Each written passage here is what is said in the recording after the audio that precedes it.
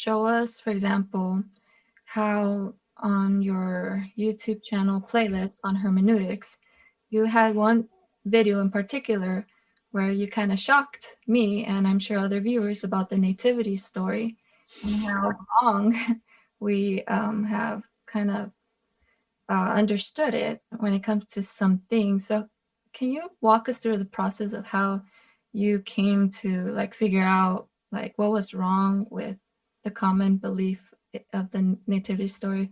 Yeah, so you want everybody to hate me right before Christmas, don't you? No, I'm kidding. So yeah, I can certainly walk you through that. Let me just say though, before I do that, that some of the things that that are necessary in order to understand this particular mistaken interpretation and then get the correct one goes beyond what we've talked about. Okay. So for example, some of the points require an understanding of the original language of Greek and Hebrew. Now, remember I said all you need, I mean, the three key questions I said are context, history, genre, which generally is true. Sometimes, however, there'll be a need to understand the original language, okay? But my point in doing this whole nativity sort of interpretation thing is not to suggest that it's always going to be this complicated. It's not, okay? But I just like this particular example because it shows how sometimes tradition and some, poor interpretive approaches leads to a mistaken narrative. Okay. So having said that, let me kind of give you my thinking on this. The traditional nativity story, which I'm sure everyone right now is thinking about because we're right before Christmas, is, Joseph and Mary are heading back to Bethlehem because of the census. Mary is pregnant. She's got a big baby bump and they're, hopping along on a donkey or whatever. And she starts to go into labor. They're approaching Bethlehem. So Joseph and Mary are like, oh my gosh, we got to find some place to give birth. And they rush to a hotel. They go to the Marriott, they go to the Hilton, and all the hotels in Bethlehem are booked, right? So what do? They're like, okay, let's go trespass on someone's property, find a stable or a cave, and just they give birth all by themselves in a dark cave or a dark stable, with all these animals. And, that's the nativity story, right? Cute story. But I would argue it's not historically or biblically accurate, okay? And there's four lines of reasoning or four lines of argument that I believe helps us to understand why this is not the case, okay? The first one's the cultural argument, right? And this kind of touches on worldview that we mentioned earlier, like how we have to get out of our own worldview and into the worldview of the biblical authors. But the first argument is cultural, and that is simply, look, in 21st century America, it might make sense for us if we travel to another city to visit family that we would stay in a hotel or an inn, okay? But that's not first century Palestine. Like that's just, nobody would visit a family member and plan to stay in a hotel or an inn, okay? By the way, I'm ethnically Assyrian. I'm 100% Middle Eastern. And when I go to visit my family in Chicago, it would never occur to me to stay in a hotel. Like I would always stay with family, even if all the homes of my families were booked solid. They'd still pack me in like a sardine somewhere, okay? Another example of this cultural argument is, where do we keep animals in 21st century Western cultures? Well, we usually keep them like in a barn or a stable or somewhere removed from a house, okay? But in first century Palestine with peasants, like they don't have the money to put animals like in a barn, 100 yards away from their house. They would keep them very close to their house or in their house, okay? Also 21st century America, birth is a private affair. Like when my wife was pregnant and she had our kids, like it was just me and her and the doctor, right? Or our doula. We didn't have like family members all hanging out. That's just like not a typical Western American kind of thing. But first century Palestine, it might be, okay? So that's the first thing to consider is this cultural thinking, okay? Second line of reasoning is the historical argument, okay? Bethlehem was not a major city in the first century. It wasn't on a major road and most likely did not have any hotels or any inns, okay? So that's the second line of reasoning. third line of reasoning, and this is the bulk of the argument. Okay, it's the third line of reasoning is a lexical or literary or looking at the original language kind of argument. All right. So Luke 2:7, that's the let's pull my Bible here. Luke 2:7 is the verse that's relevant here. It says regarding Mary, it says, she gave birth to her firstborn son. She wrapped him in clothes and placed him in a manger because there was no room for them in the inn. Okay, there was no room for them in the inn. So that's why she had to place him in a manger. Okay, now this is an odd thing, but the NIV, the NASB, the King James, the New King James, virtually every modern translation for years has translated that word that's in the Bible as in. And the Greek word is kataluma, okay? But for some reason, and it does not mean in, but for some reason, translations, including the 1984 version of the NIV, which is the most popular English translation in the world, and I think the most common translation ever produced. But anyways, it translates that last word as in, okay? Now, in the Gospel of Luke, the Gospel writer already has a word for inn or hotel. And it's from the parable of the Good Samaritan, where the Good Samaritan finds this guy who's beaten on the side of the road, and he takes care of him, and he takes him to an inn and says to the innkeeper, hey, take care of this guy. I'll come back and pay you for whatever it costs to take care of him, okay? And the Greek word is like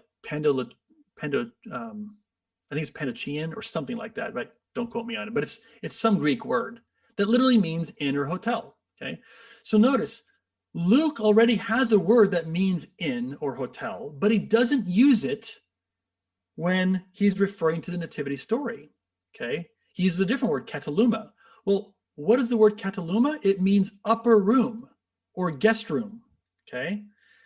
Now, by the way, the new NIV translation, which came out in 2000 and shoot, I can't remember now, but like it came out in 2011? I don't know. They actually finally changed the word from in, I think it's to upper room now. Okay.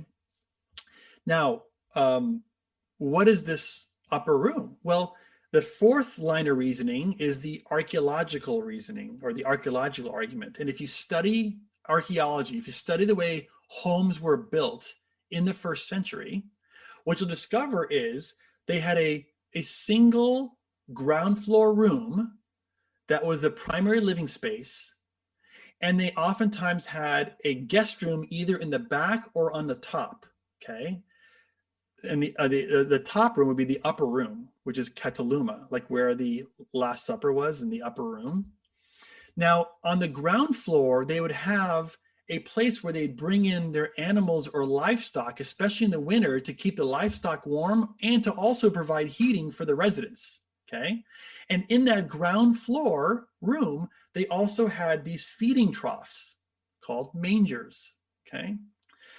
So now, when you understand that archaeologically this is what was going on, and you put together the cultural argument, the historical argument, the lexical literary argument, you now see a different picture emerging, okay? There is a census, requires everyone to go back to their homeland, okay? So Joseph and Mary head back to Bethlehem, but guess what? The room that they were, or the house they were gonna go stay at was populated by everybody else who was coming for the census. And so the guest room, the upper room, the kataluma, there was no room for Joseph and Mary in the upper room in the kataluma. So instead of staying up there, they stayed probably in the ground floor room, and they laid Jesus in a manger, which is a feeding trough on the ground floor, okay? What that means is Jesus was probably born in a house with lots of his family all around him and placed in a feeding trough inside of a house. So was it a manger? Yeah, it was a manger, but it was a manger inside someone's house on the ground floor. So now, is this, am I like 100% certain of this? No, but based on all the evidence that we have, biblically, historically, literary wise, it seems to suggest that this is the case, you know. By the way, I don't know if you want, but I can send you pictures of first century Palestinian homes, you know, and what they looked like to kind of give people a thing if you want to add that into the your thing. So just remind me afterwards, I can send it to you. But anyway, so that's kind of, you know, applying a lot of historical investigation, you know, which, remember I said context, history, genre, history, you know, understanding the historical occasion for why what was said was said, you know. There was no room in the upper room. Why? Because there was a census, right? So understanding all that history helps us to better understand what is going on. Mm-hmm. By the way, it says, by the way, in Matthew that the Magi came to a house. It literally says house, actually. So anyway, so that's kind of, I think the more accurate nativity story. Doesn't make for as nice of a decorative set on your in your dining room or your living room in your house, but biblically speaking, it's probably more accurate.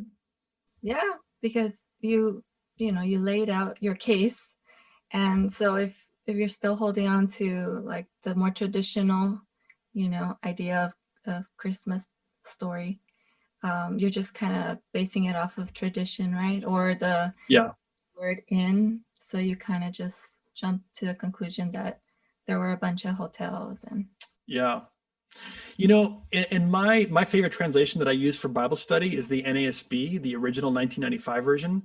The NASB just released a new version this year, and I checked it, and they still have the word "in" for Ketaluma. So I don't understand this. Like I don't. The NIV got it right. The new NIV got it right, but the NIV got it right only after, decades of misinforming English readers, for years, that there was no room in the inn, there was no room in the hotels, So anyways, that's just very, very misleading, but we got it.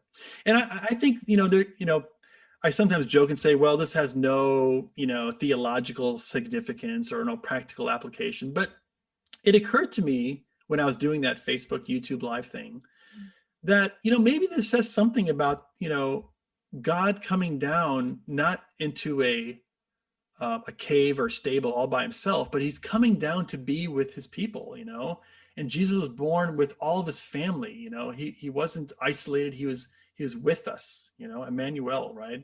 God is with us kind of thing. So I don't know, there might be an application that is driven home by this particular correct interpretation that is not present if you get the wrong interpretation.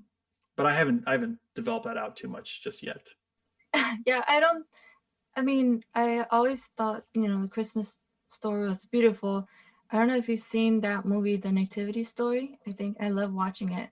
But they do have that scene in a cave, I think, with the wise men just looking at Jesus. And they have this amazing quote, something about the highest of kings being born in like the most humble place. But like if you just, I don't think that message changes with the things that you just said, because he was still born in a very humble place. Yeah, right.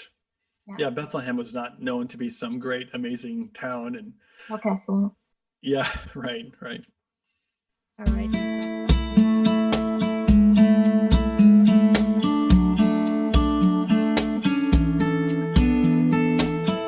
You gave your son a gift to all of us in a humble place.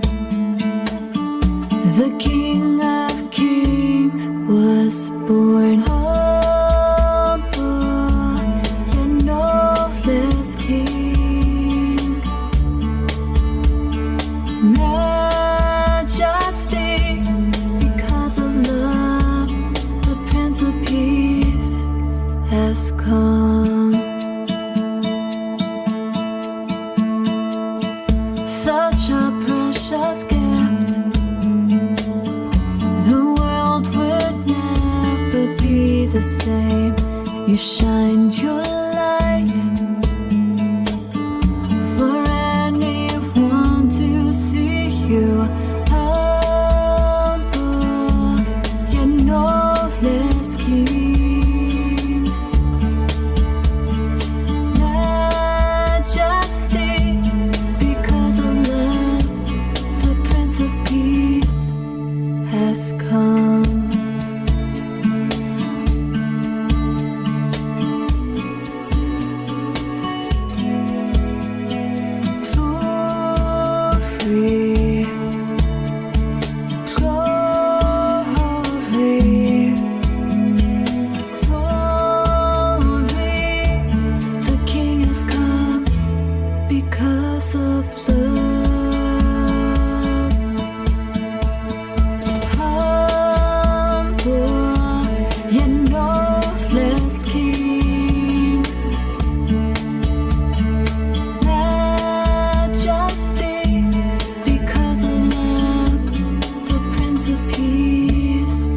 has come.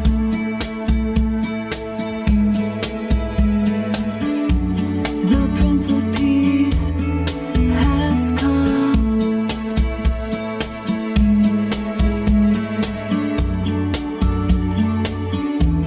Because of love.